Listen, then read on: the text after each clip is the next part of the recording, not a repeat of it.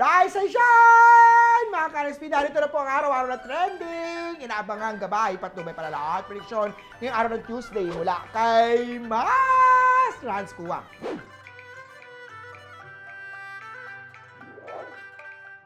Simulan natin sa mga pinanganak ng Year of the Rat. Huwag magpuyat sa pagpaplano. Rest is wealth. Green at 8.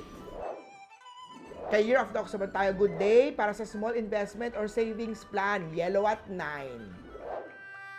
Kay Tiger na tayo, may kilig surprise dahil sa partner ay may gift or simpleng effort para sa'yo. Red at 1.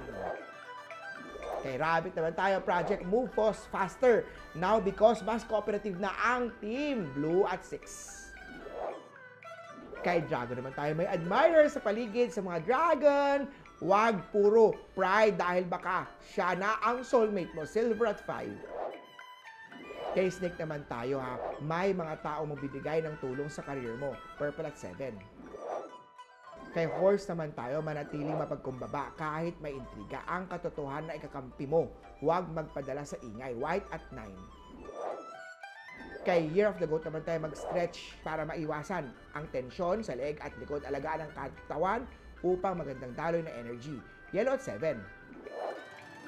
Kay Year of the Monkey naman tayo, uminom tayo ng maraming tubig. Importante yan dahil ang kalusugan ay pundasyon ng swerte. Green at 1. Kay Rooster naman tayo, may isang taong palihim na humahanga sa work ethics mo. Ipagpatuloy ang pagiging masipag at tapat sa gawain. Red at 5. Kay Dog naman tayo, ikaw ay kalmadong presensya sa gitna ng gulo. Taglay mo ang peacemaker na energy. Gamitin ito ng may malasakit. Blue at 6. Kay Pig naman tayo, ang sobrang matatamis ay maaaring magdulot ng pagod at bigat ng pakiramdam. Kaya iwasan at dapat balanse ito. Gold at 8. Muli po, ito po'y gabay lamang mula kay Master Transkuwa. Nasa inyong mga kamay na salalay ang inyong tagumpay. Kaya always think positive at i-manifest natin ang success. Mga ka-RSP,